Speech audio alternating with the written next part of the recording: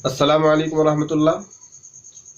हमारा देश बहुत ही गंभीर हालात से गुजर रहा है और दिन ब दिन ये देश फसाद, दंगे और आतंकवादियों की साजिशों की नज़र होता जा रहा है। हमने रमज़ान के पवित्र महीने में देखा राजस्थान के अंदर किस तरह से कुछ भगवाई आतंकवादी मुस्लिम मार्केट में पहुंचकर तलवार लहराते हैं, अभद्र भाषा का प्रयोग करते हैं, संविधान विरोधी नारे लगाते हैं और एक धर्म विशेष के खिलाफ वो हड़कंप मचाते हैं। उनकी दुकानों पर हमला करते हैं, आगजनी करते हैं और एक तरह से वहाँ दंगा भड़क जाता है।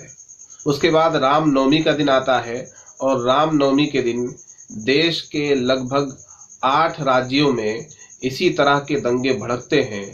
कुछ लोग भगवा पहनकर, भगवाई चोला पहनकर, धर्म की आड़ लेकर जुलूस में घुस जाते हैं।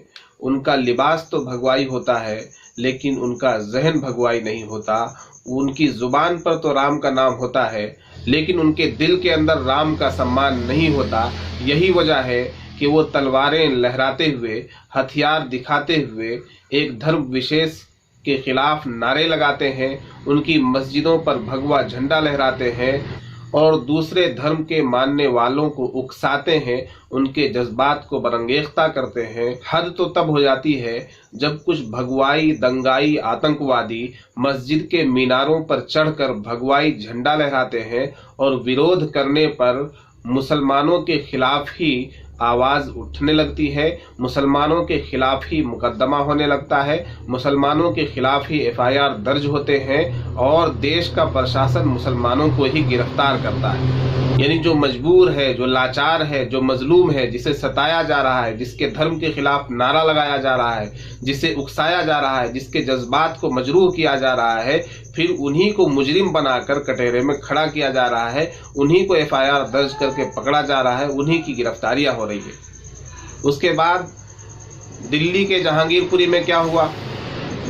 एक दिन के अंदर शोभा यात्रा के नाम पर कई मर्तबा, 3 से 4 मर्तबा एक जुलूस, एक भीड़, एक हुजूम मस्जिद के सामने पहुंचता है। मस्जिद के सामने जाकर देश विरोधी, संविधान विरोधी, मुस्लिम विरोधी, इस्लाम विरोधी नारे लगाते हैं, तलवारें लहराई जाती हैं, हथियार उठाए जाते हैं, मुसलमानों के जज्बात को बरंगेख्ता किया जाता है, उन्हें उकसाया जाता है और फिर वो जुलूस आगे निकल जाता है। एक दफ़ा जब मुसलमानों ने कुछ नहीं कहा, दूसरी दफ़ा वो जुलूस वहाँ गया, दूसरी दफ़ा कुछ नहीं कहा, तीसरी दफ़ा वो जुलूस वहाँ गया।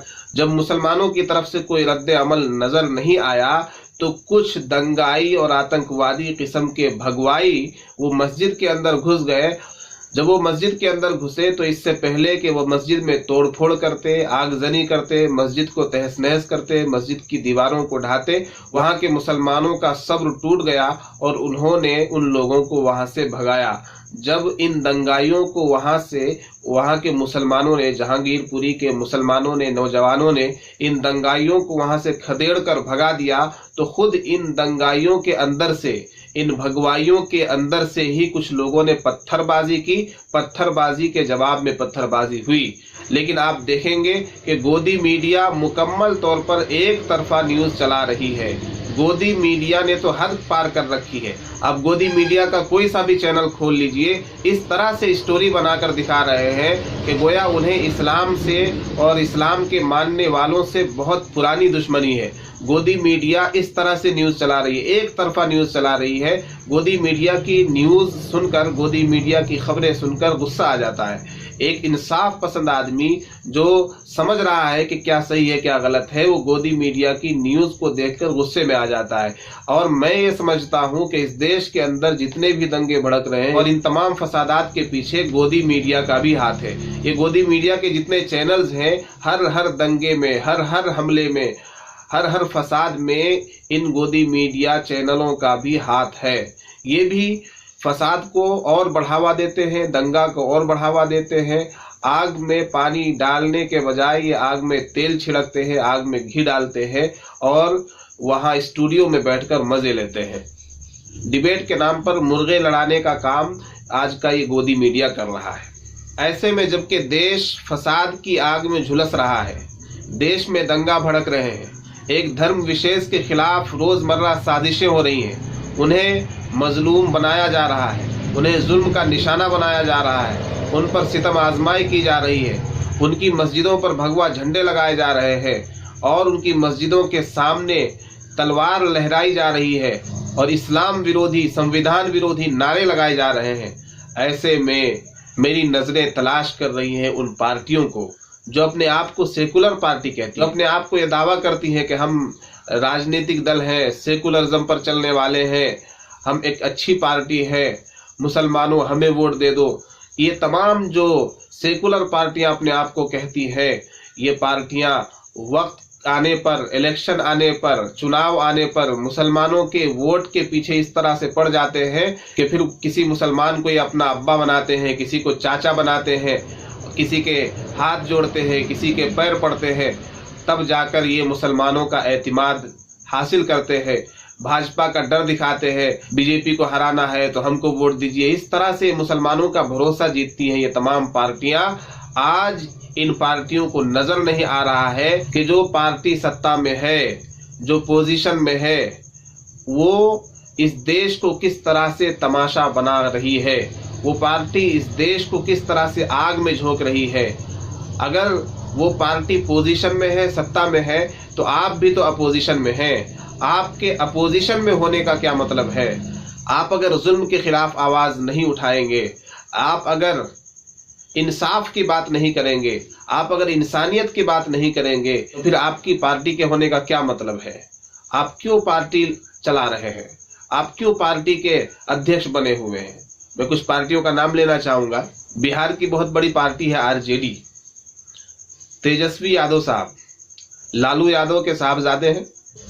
लालू यादव ने अपनी पूरी उम्र जमहूरियत की बात करते हुए गुजारी है।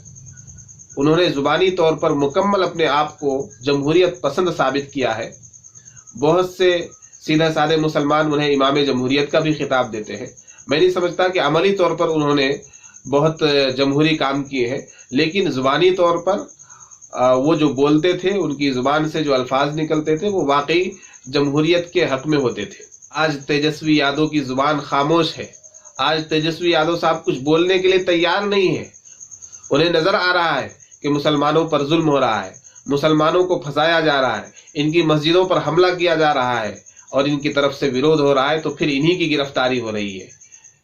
सपा उत्तर प्रदेश की बहुत बड़ी पार्टी है। अखिलेश यादव साहब, आपको जितनी भी सीटें मिली है उत्तर प्रदेश में, अक्सर सीटों को जो जीत हासिल हुई है वो मुसलमानों की बदौलत हुई है। मुसलमानों ने मजमूई तौर पर आपको वोट करके जिताया है, लेकिन आप कहीं नजर नहीं आ रहे।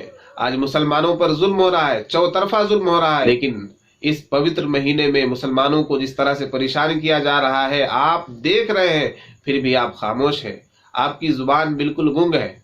इनके अलावा बहुजन समाज पार्टी है, तृणमूल कांग्रेस है, कांग्रेस पार्टी है, आम आदमी पार्टी है। इन तमाम पार्टियों को मुसलमानों का वोट चाहिए, इन तमाम पार्टियों को मुसलमानों का एतमाद चाहिए, मुसलमानों का भरोसा चाहिए।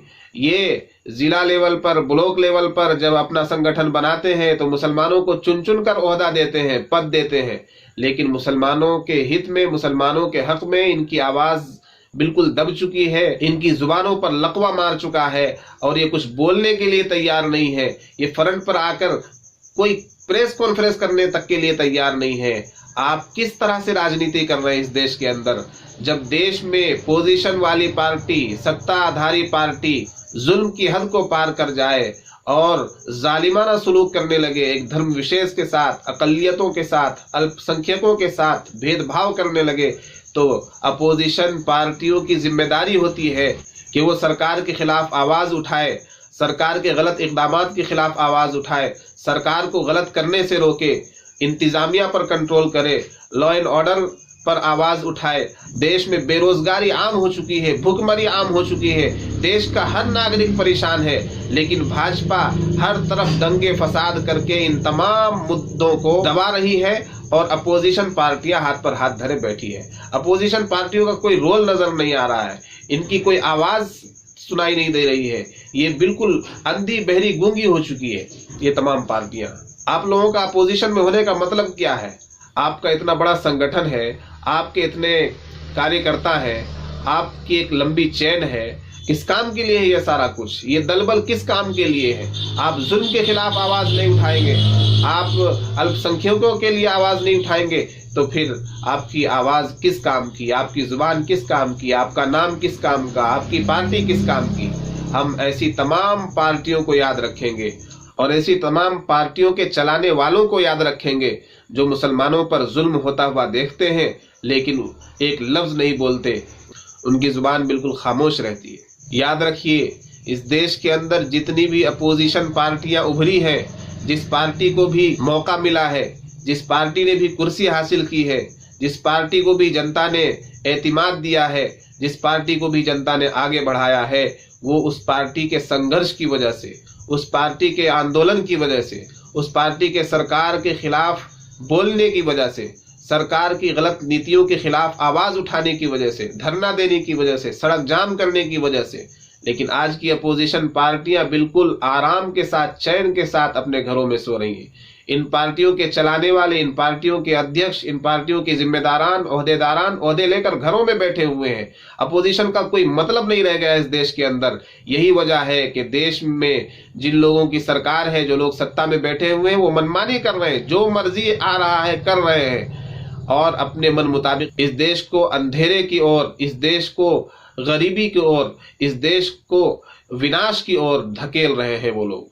इसलिए मैं तमाम अपोजिशन पार्टियों से गुजारिश करना चाहूँगा कि आज जो लोग नाइंसाफ़ी कर रहे हैं, जुल्म कर रहे हैं, जनता का हक मारकर कुर्सियों पर कब्जा किए हुए हैं, इनके खिलाफ आप आवाज़ उठाइए, इनके खिलाफ आवाज़ उठाइएगा, तभी आपको मौका मिलेगा।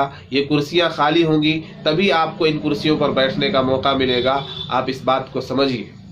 देश की जो स्थिति है, होना तो ये चाहिए था कि हर हफ्ते में भारत बंद हो। वाकई देश बहुत बुरे हालात से गुजर रहा है। हर हफ्ते में एक दिन भारत बंद होना चाहिए, हर स्टेट में आंदोलन होना चाहिए, हर राज्य में आंदोलन होना चाहिए, हर अपोजिशन पार्टी के तमाम कार्यकर्ता सड़कों पर निकल जाने चाहिए। ये हालात है देश के। लेकिन अफसोस की बात है कि इस देश में हर कोई सो रहा है और जो कुर्सियों पर कब्जा जमाए बैठे हैं वो मजे उड़ा रहे हैं। देश दिन ब दिन कर्ज के अंदर डूबा जा रहा है। देश की जनता महंगाई की मार से परेशान है। इन सब के बावजूद दंगे भड़क रहे हैं। देश में नफरत का माहौल क्रिएट किया जा रहा है। एक धर्म को दूसरे धर्म से लड़ाने की फुल साजिश हो चुकी है। सड़कों पर निकल चुके हैं लोग एक दूसरे को लड़ाने के लिए। मस्जिदों पर हमले हो रहे हैं। आज मस्जिदों पर हमले हो रहे हैं, हो सकता है कल मंदिरों पर भी हो। जब धर्म के नाम पर दंगा होता है, जब धर्म के नाम पर फसाद होता है, जब धर्म की राजनीति होने लगती है, तो देश में किसी का मकान सलामत नहीं रहता। देश में कोई भी आदमी सुकून के साथ नहीं जीता। और राहत इंदौरी ने क्या ही अच्छी बात कही अपने शेर के अंदर कि लगेगी आग तो आएंगे घर कई जद में, यहाँ पे सिर्फ हमारा मकान थोड़ी है।